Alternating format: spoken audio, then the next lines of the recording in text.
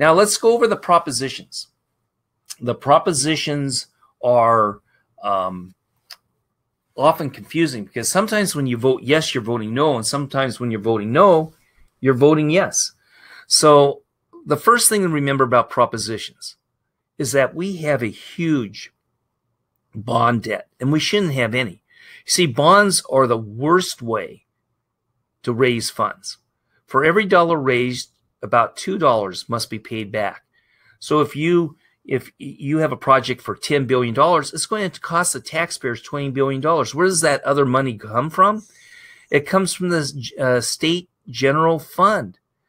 Instead of paying for roads and police and jails and justice and education, it goes into the pockets of investors and bankers who are putting up the money for the bonds. You know, if we have a project, instead of a bond, it should come out of the state legislature, voting it through the budget. So if you see a bond on a local or county level, just say no. It is a ripoff. There's other ways to pay for it if it's good. Now, remember, the Attorney General uses his political position to help name bonds. This is a false name, Veterans and Affordable Housing Bond Act. It's really, the veterans get nothing more than they would get from the federal government. It's an Affordable Housing Bond Act. Right now, 62% say yes, 29% say no. $4 billion means it's costing the taxpayers $8 billion. We're recommending a no vote because not only is it a bond, it's building these $350,000 homes that are basically around transportation centers. So it's social engineering that is trying to help this mass transportation. The people putting up the money, the people who are building the homes. I'd say vote no on one. Number two is kind of confusing. 62% of the people are saying yes, 21% of the people are saying no. What is this? You see, we passed in California a millionaire's tax that went to pay for mental health. Now, it caused some millionaires to leave California, but the money goes to counties for mental health. But the state legislature said, we're going to go ahead and take that money and put it into housing for the homeless. Well, the courts came along and said, you can't steal that money. It was used for helping mental illness, not housing for the homeless. So then the legislature said, hey, we're going to do it anyway. We'll put it on the ballot. So the people putting up the money, that's $2 million. And as they're putting up the money, that's people who would profit from it. So we're recommending a no vote on this one. And it's just not going to do what it's supposed to do. And we shouldn't be rewarding a legislature for doing bad. Excuse me. Proposition 3, bonds for water. This is one of the most corrupt ones of all. The fact is that with the water bonds, you know, if you've lived in California for any length of time, you know, we have these long periods of drought. And then we have these massive rains. And then these long periods of drought. And then these massive rains.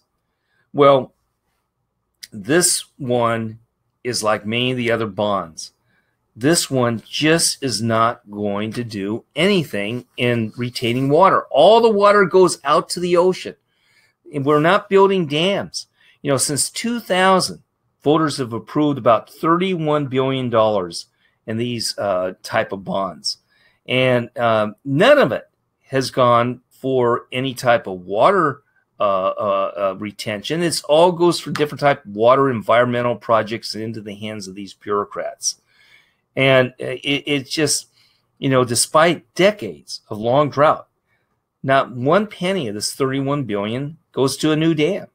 A little bit of it does go to the California Oroville Dam, but most of it goes to parks and hiking trails and wildlife like bait fish in the Sacramento River. It's just throwing money away. It's not solving our water problem. It's a bond, so it should be voted no on anyway. Instead of 8.9, it's 17 billion. But even worse, the person behind this is someone who has put up other bonds at other times, and he's a political activist. And so this money, much of this money, instead of going to different projects for water, it goes to organizations. It goes to actual organizations like extremist environmental groups, so that they can be in charge of the money on building the bypass and what have you. It's corrupt. It's to enrich special interests, and highly recommend no on this one. Proposition 4. This one's a tough one because as Christians, we have a heart for these kids. And, this is a $1.5 billion bond. So what do we do with this one? It actually would be $3 billion for the construction, expansion, and renovation of about 17 hospitals that treat children. Now, this is the third bond measure related to children's hospitals in California. And the California Children's Hospital Association developed these bonds. Now, the last 2 chapters of my book on the bureaucracy points out that even in these organizations like these hospitals, they're designed to grow and expand and to be able to be unaccountable. And that's kind of what's happened with these. We're taking a look at, is this money something that should be funded by a bond, number one? And I would say no. Vote no because of that. If there's any money, like $80 billion that goes for the train to nowhere, take, a 1.5 million out of that and put it into this if this is worthwhile. But the second thing is, these people who are in charge of these hospitals, they're bringing in all this taxpayers' money, but there's not much accountability. These people are making over $1 million. Now, are they doing good work? Yes. Are they accountable? No. So we need to make those changes before any tax money goes into it. And then the final thing on this is that Alexis Tocqueville in Democracy in America in the 1800s wrote about how he saw with America something he didn't see anywhere else. It was people voluntarily helping people in need.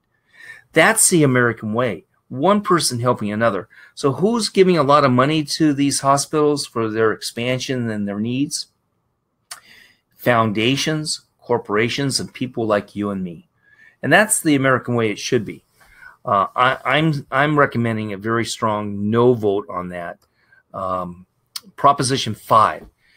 What has happened is that many people in California, when they become 55 and over and they own a home, they get this Proposition 13 protection against having excessive rising of property tax.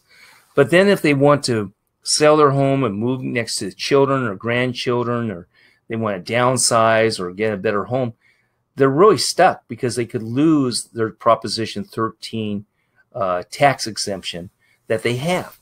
Well, what this does, it makes it so that you can keep that Proposition 13 tax exemption with whatever state you go to. So you can go to, any county in the state that you can go to. Every county, you can keep that Proposition 13 protection. So with this, I'm saying yes, vote yes on this one. It will protect seniors who all of a sudden they move to another house. You're not going to probably find a house cheaper than what you have. You're going to have to pay more. And all of a sudden you get this 500, 600, 1,000% spike in taxes. That stops this. Now notice that $7 million has come into support of it. What is that $7 million? It's from the realtors who know that people will be buying and selling houses a lot more instead of moving out of state or staying put. Proposition 6. This is such a phony, absolute phony title on the ballot by the Attorney General's office. It's something like, to stops repair of roads and what have you. And the fear mongering going on this, which is basically saying our roads and bridges are going to fall apart. We have the highest tax in the nation on our gas, and it's going to even go up because of cap and trade. Right now, 58% of the people are saying yes on Proposition 6. That means get rid of the 12 cents on the gas tax. 21% are no. We say vote yes on this. It's going to be outspent by over $60 million from the politicians who basically are got together with progressive Democrats, Jerry Brown, and what have you, to put the business groups against it. Vote yes on Proposition 6. Proposition 7, it's hard to say what to do on that. 43% are saying yes, 41% are saying no. My wife and I talk about it. Every year it comes up. We say, early March, early November for daylight savings time. Why are they doing this? Well, I'm probably going to vote no on this. Here's the thing. If you vote yes, it's got to have a 2/3 vote by the state legislature, which probably won't happen. Then it's got to go to the federal government for approval. And the fact is that probably won't happen. But one person in the audience, and I have to verify this, I don't know if it's true yet, so just a warning on this. He says, for 20 years, I've worked on clocks.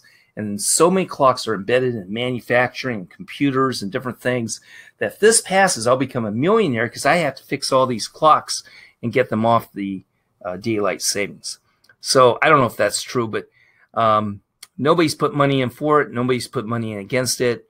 My wife might vote for it. I might vote against it. It's not a big deal. Proposition 8 is a big deal. 47% are saying yes, 34% are saying no. I'm hoping that turns around because this is a SEIU government takeover of the kidney dialysis clinics.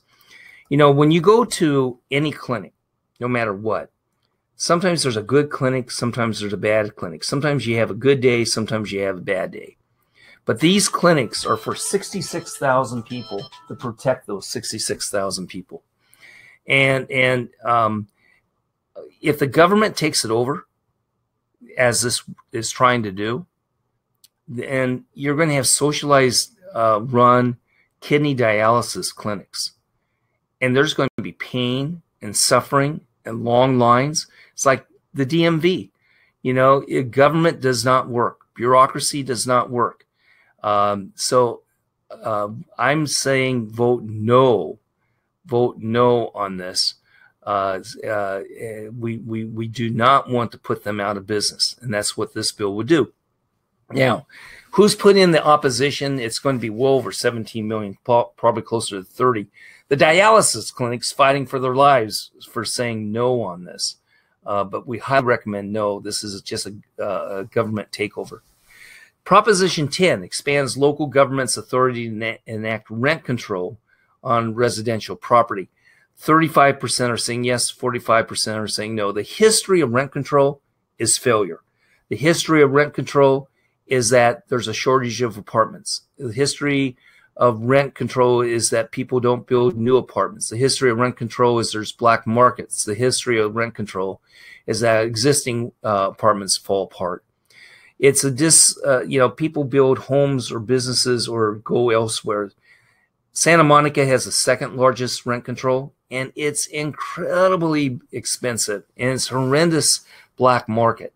The worst rent control in California is San Francisco, and it has the highest rents in the nation. Rent control is corrupt. We have a problem of rents too high in California. We have a problem, and it's got to be solved. But the unintended bad consequences of rent control will be ruinous to us. It extends rent control even to people renting out rooms in their homes and businesses. So definitely vote no on this. Here's the thing. It costs almost 2 to 3 times, in some places 4 times more to build a place in California than in Texas or Nashville or someplace else. That's because of the mandates, the regulations, CEQA, what have you. Government, local, county, and state government has made building almost impossible. There's a project to build thousands of homes off the 5 freeway going up towards Fresno from Los Angeles. And a environmental group has just filed a lawsuit. I have a place, second place up in Lake Arrowhead. It has a huge, beautiful area where they've spent millions of dollars to clear it to build homes. A lawsuit on Ford Builders has destroyed that development. The lawsuits and all these other things, they have to be changed. And so highly recommend a no vote on Proposition 10. Now, Proposition 11, private sector emergency ambulance. So one of my kids is one of these ambulance type people. And so, you know, I've heard pros and cons. I've heard people on all these propositions, pros and cons. And on this one, very convinced. On this one, you need to vote yes. You see, what happened is that private ambulances, which is like 75% of all 911 calls, in the past, if they were on break or if they were on a 10-minute break or on lunch, they'd still go for the 911 call. A court came along and said, you can't do that. You got to sit.